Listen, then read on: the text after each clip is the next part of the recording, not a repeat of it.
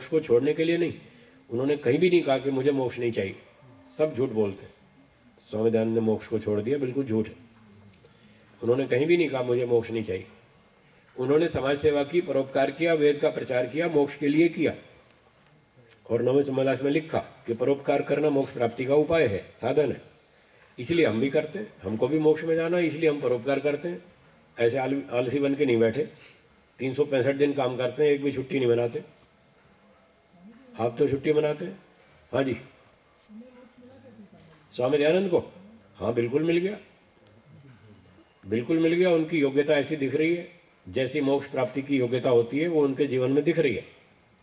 मोक्ष प्राप्ति की योग्यता कल भी बताई थी, फिर से सुनिए।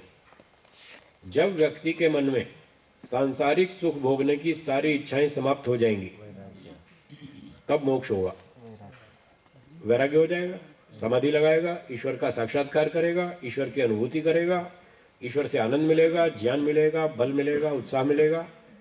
इन सब गुणों की संपत्तियों के कारण, प्राप्तियों के कारण उसके जो संसार का सुख भोगने की सारी इच्छाएं वो खत्म हो जाएंगी। और जब खत्म हो जाएंगी तो मोक्ष हो जाएगा। हम संसार में जन्म क्यों लेना चाहते हैं? इसलिए कि हमको संसार का सुख भोगना है।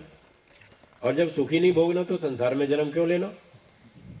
ईश्वर न्यायकारी है, कर्म के अनुसार फल देता है। सुबह बताया था, निष्काम कर्म करेंगे तो मोक्ष मिलेगा, सकाम कर्म करेंगे तो जन्म मिलेगा।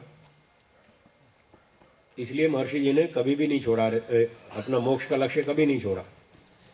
तो मैं उन लोगों से निवेदन करता हूँ जो इस तरह की बात करते हैं, सुनते हैं, सुनाते हैं, प्रचार करते हैं, उनसे मेरा निवेदन है, कृपया ऐसी बात, गलत बात ना फैलाएं कि स्वामी दयानंद ने अपना मोक्ष छोड़ दिया।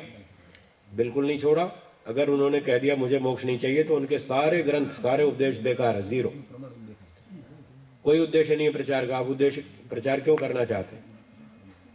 आर्य बनाने का उद्देश्य यही है कि लोगों को अच्छा बनाओ और मोक्ष में ले जाओ। आर्यों का उद्देश्य मोक्ष प्राप्ति है। आर्य किसको मानते हैं आप? जो वेद को स्वीकार करे। वेद में चारों वेदों का मुख्य प्रयोजन क्या है? मोक्ष। तो फिर आप क्यों कहते हैं कि मोक्ष नहीं चाहिए?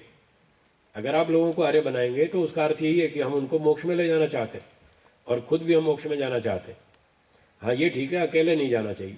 स्वामी दयानंद ने कहा मैं अकेले नहीं जाऊंगा, इसलिए प्रचार किया भाई तुम भी मेरे साथ चलो। मैं भी वही काम कर रहा हूँ, मुझे भी अकेले नहीं जाना, इसलिए मैं प्रचार करता हूँ और ढूंढता हूँ कोई राजेश भागवत जैसा मिल जाए, कोई अजीत भाई जैसा मिल जाए, कोई और दूसरा तीसरा मिल जाए, इनको भी साथ ले जाओ। हाँ अकेले नहीं जाना चाहिए, 2, 5, 25 को साथ लेकर जाओ। मोक्ष प्राप्ति के लिए परोपकार करना साधन है, बाधक नहीं है। तो समय हो गया, प्रश्न कुछ बचे हैं, इनका उत्तर फिर देंगे और समय मिलेगा तब। इस समय यहाँ विराम, कुछ समय खेलकूद के लिए, और अगली ध्यान की कक्षा 6:30